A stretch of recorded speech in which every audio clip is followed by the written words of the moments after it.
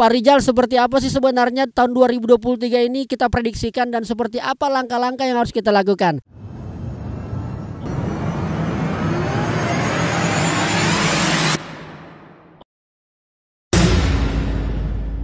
Wajar sekali banyak yang bertanya tahun 2023 apa yang bagus dilakukan, Kak.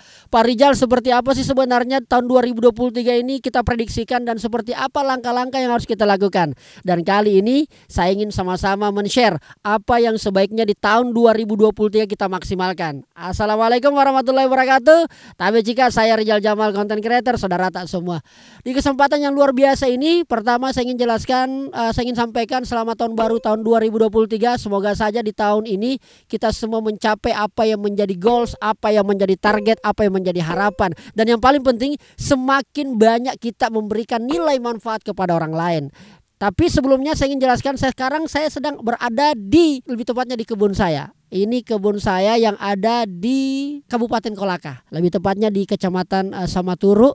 Dan kita bisa lihat bagaimana terpampang nyata pemandangan yang indah. Sana namanya itu Pantai Kayu Angin. Kayu Angin. Saya kurang tahu kenapa namanya seperti itu. Silakan teman langsung datang ke Kolaka. Akan banyak tempat wisata yang sangat keren, spot-spot yang indah, yang instagramable dan wajib kita nikmati.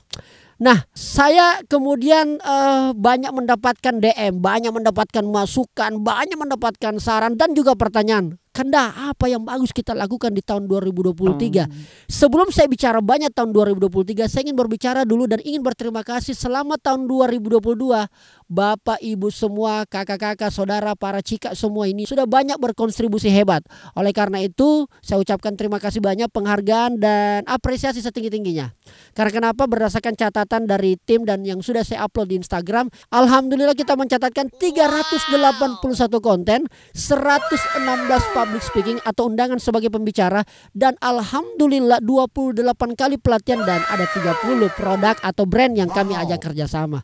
Tentu ini adalah pencapaian yang patut kita syukuri, walaupun tentu memang masih banyak tantangan dan kendala yang dihadapi dalam proses perjalanannya. Tetapi apapun itu saya bersyukur sama sekali. Dan untuk tahun 2023, mari kita belajar di tahun 2022.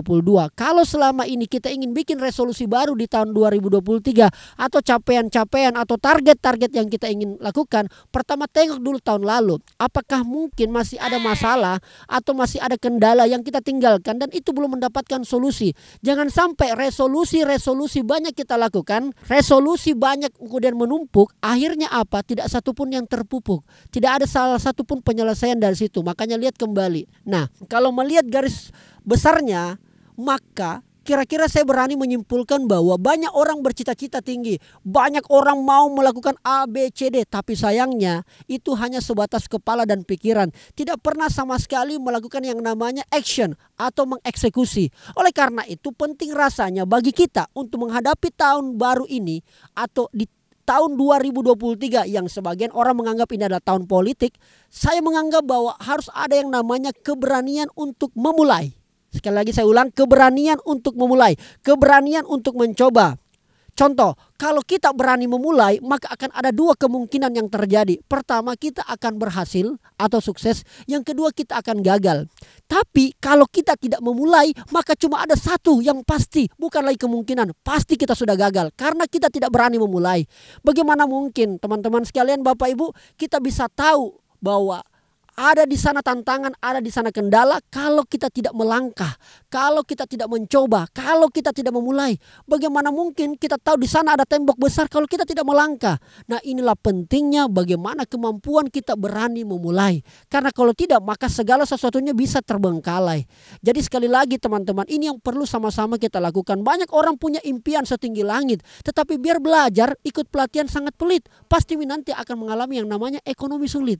Dan ini yang paling penting untuk menjadi catatan untuk langkah-langkah awal di tahun 2023. Catatan yang paling sederhana kita bisa ambil contoh. Di Makassar ada namanya Jalan Somba Opu. Berjejeran itu toko emas yang di sana, luar biasa. Sama yang dijual, sama emas. Hampir kira-kira puluhan sampai ratusan toko emas ada di sana. Tetapi ternyata masih ada juga yang terseok-seok untuk kemudian membuat dagangannya itu laku. Masih juga menggunakan strategi marketing bermacam-macam. Begitupun sebaliknya Bapak Ibu sekalian, kalau kita melakukan sesuatu belum tentu juga itu sesuai dengan apa yang kita harapkan. Tetapi paling tidak akan ada kemungkinan-kemungkinan yang terjadi dari proses kita ketika kita berani mencoba, berani memulai. Oleh karena itu saya berharap di tahun 2023 berani memulai, berani mencoba. Anda yang selama ini kemarin belum punya usaha, coba mulai sekarang berani untuk membuat usaha. Usaha apa? Usaha apa yang bisa kita kerjakan? Usaha apa yang bisa kita mulai yang paling dekat, yang paling kita cintai?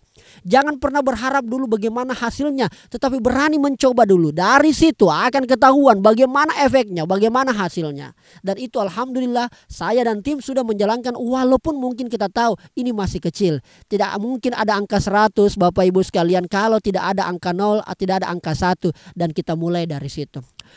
Catatan yang paling sederhana untuk melengkapi tahun 2023 tentu tidak hanya sekedar untuk kita mulai saja tanpa pertimbangan macam-macam atau pertimbangan yang matang. Yang saya maksud adalah mulai sekarang perbanyak yang namanya investasi leher ke atas.